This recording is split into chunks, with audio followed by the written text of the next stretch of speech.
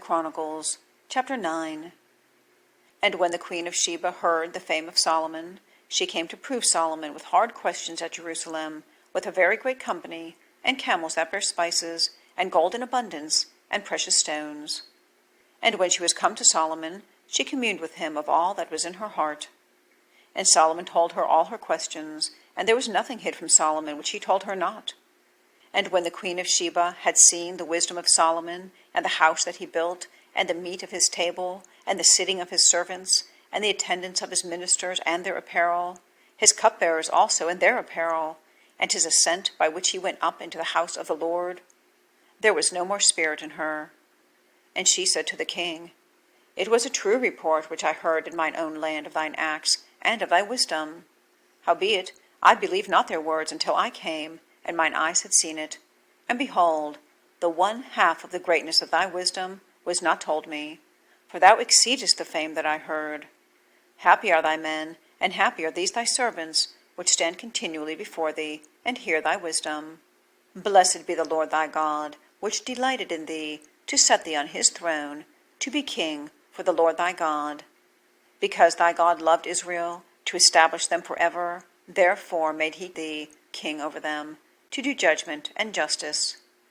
And she gave the king 120 talents of gold, and of spices great abundance, and precious stones.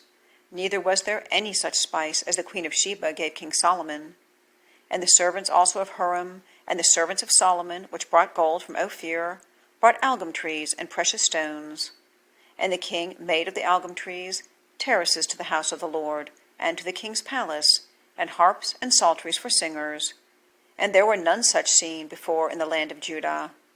And King Solomon gave to the queen of Sheba all her desire, whatsoever she asked, beside that which she had brought unto the king.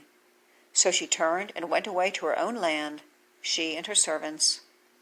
Now the weight of gold that came to Solomon in 1 year was 666 talents of gold, beside that which chapmen and merchants brought.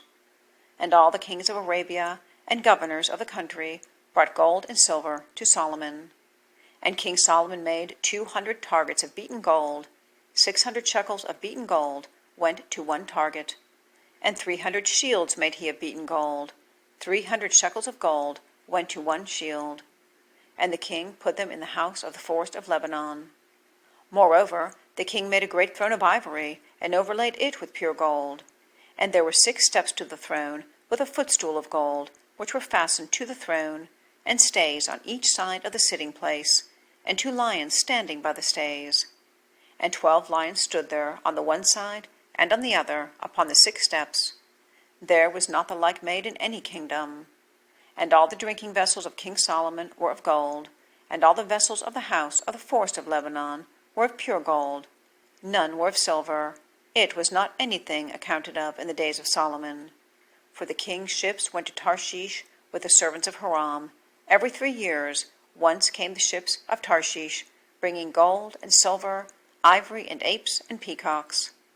And King Solomon passed all the kings of the earth in riches and wisdom, and all the kings of the earth sought the presence of Solomon, to hear his wisdom that God put in his heart.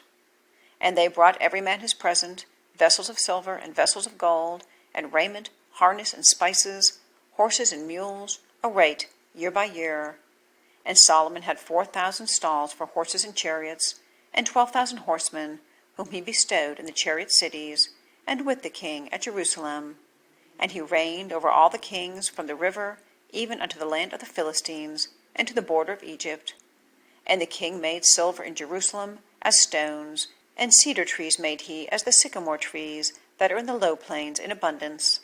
And they brought unto Solomon horses out of Egypt, and out of all lands. Now the rest of the acts of Solomon, first and last, are they not written in the book of Nathan the prophet, and in the prophecy of Ahiah the Shilonite, and in the visions of Iddo the seer against Jeroboam the son of Nebat? And Solomon reigned in Jerusalem over all Israel 40 years. And Solomon slept with his fathers, and he was buried in the city of David his father, and Rehoboam his son reigned in his stead.